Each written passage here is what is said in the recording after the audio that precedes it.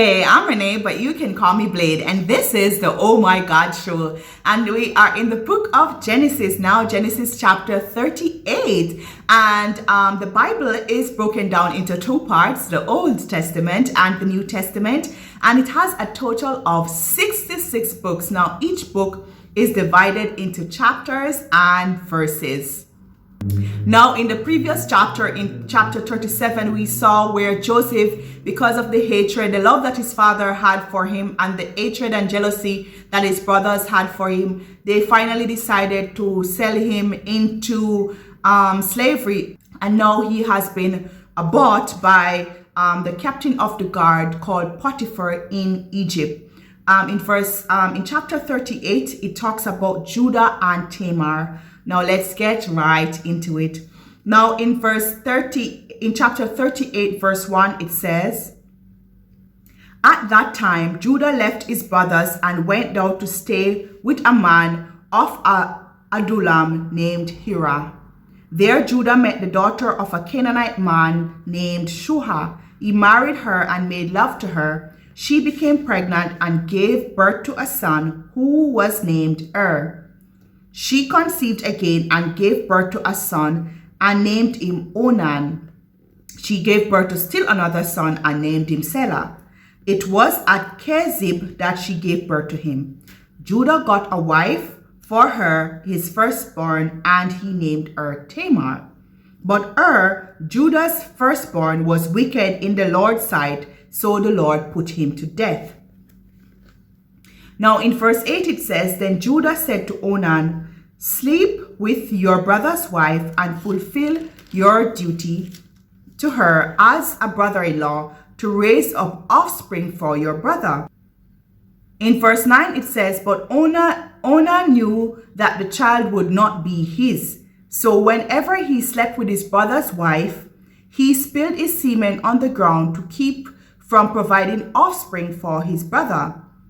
So in verse 10 it says, "What he did was wicked in the Lord's sight, so the Lord put him to death also." In verse 11, Judah then said to his daughter-in-law Tamar, "Live as a widow in your father's house until my son Selah grows up." For he thought he may die too, just like his brothers. So Tamar went to live in her father's household. So we see where this woman, based on the tradition, if one of the man died, he died because he was wicked, and his brother was to bear child for him through his wife, and he decided that he didn't want to get the lady pregnant because technically that child would still be considered his brother's son. For whatever reason, he didn't want to comply.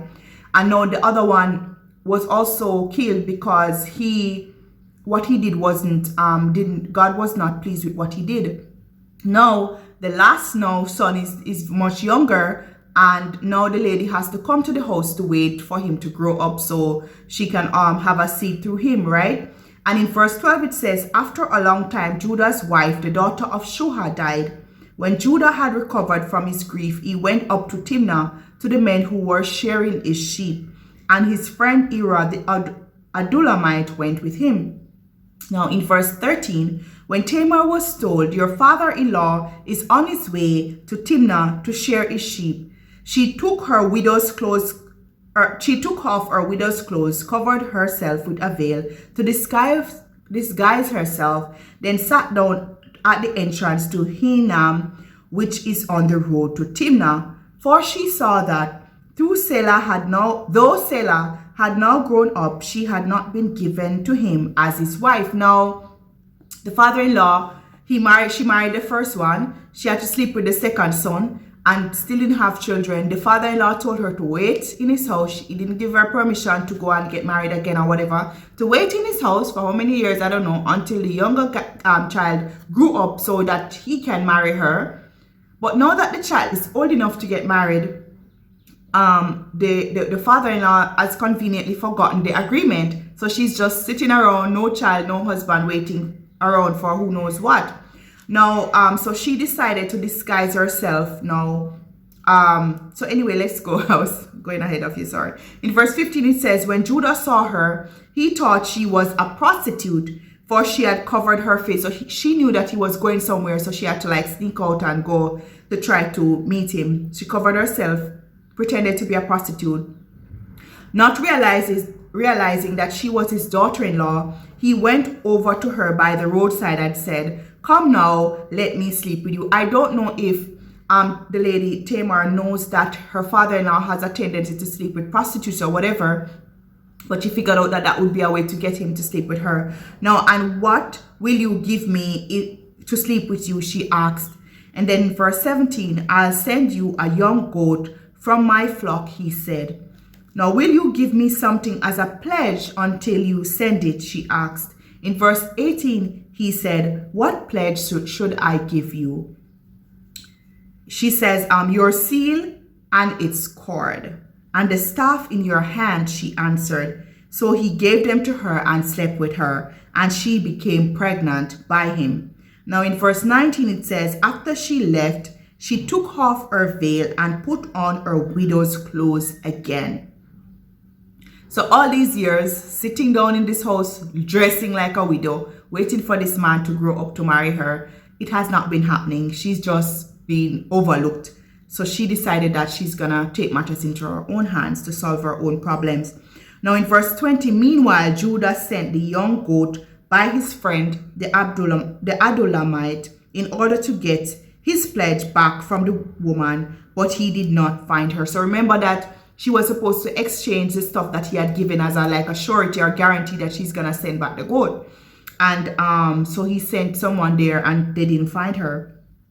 He asked the men who lived there, "Where is the shrine prostitute who was beside the road at Enaim?" Now there hasn't been any shrine prostitute here, they said, because remember, prostitutes, if they have a spot, they would have a spot, but she had only gone there just to sleep with the father-in-law, so she didn't there was no, the other people who live in the area wouldn't have known her either. So in verse 22, "So he went back to Judah and said, I didn't find her. Besides, the men who lived there said, there hasn't been any shrine prostitute here." Then Judah said, "Let her keep what she has, or we will become a laughing stock. After all, I did send her this young goat, but you didn't find her." So he's like, okay, well, I tried, but we can't find her, so forget about it, basically. And in verse 24, it says, "About 3 months later, Judah was told, your daughter-in-law Tamar is guilty of prostitution, and as a result, she is now pregnant. Judah said, bring her out and have her burnt to death." This man has done so much atrocity to this woman. She has been stuck waiting for this child. Her husband, her original husband, has died. The second one also died. She's waiting for this child, and she's sitting down in their house like a bag or a sack or something, waiting around for who knows what. And he has forgotten his promise to her. And funny how he didn't think it was wrong to sleep with a prostitute that is not his wife, but he thinks that it is such despicable thing that this woman who is his daughter-in-law would be pregnant because she wouldn't be married, because obviously he didn't give her out in marriage. She didn't go back to her father's house. She's in his house. And now he's so upset to the point where he thinks that this woman should be killed because she got pregnant out of wedlock, under his nose, so to speak. And in verse 25, as she was being brought out, she sent a message to her father-in-law. "I am pregnant by the man who owns these," she said. And she added, "See if you recognize whose seal and cord and staff these are." So I guess this explains as well why she didn't just go out and get pregnant by another man all this time. She can't get pregnant without being married and everything like that. And she's not supposed to be having, sex outside of marriage. But she's stuck, and now she's going to be growing old without a child of her own either. And now she has trapped him because she thinks he's ready to kill her. But she says, it's fine, just before we proceed with the burning, let's see who the father of the child is. And in verse 26, Judah recognized them and said, "She is more righteous than I, since I wouldn't give her to my son Sheila, and he did not sleep with her again."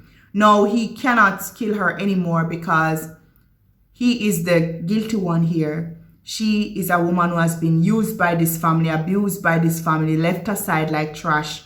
And she came up with her own form of justice, and he had to stay his hand as it regards to wanting to kill her. And he realized that he is the culprit here. He's the wicked one, and he's the one who has placed her in this desperate situation. And you know that sometimes when people feel that they're desperate, then they are willing to do desperate things. Now in verse 27, when the time came for her to give birth, there were twin boys in her womb.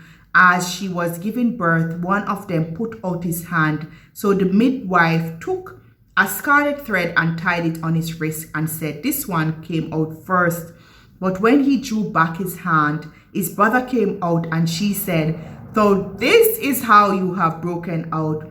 And he was named Perez. Then his brother, who had the scarlet thread on his wrist, came out.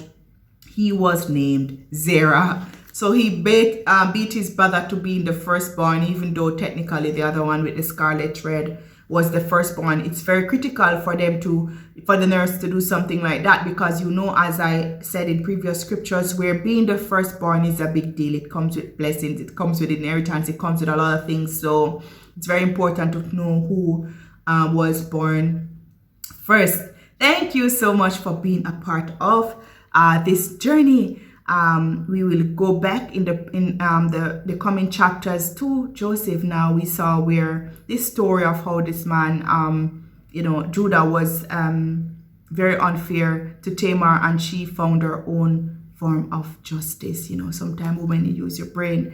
But yeah, it's sad how people can treat someone as well when they feel like the person is desperate, or that they are, helpless, not desperate, but helpless.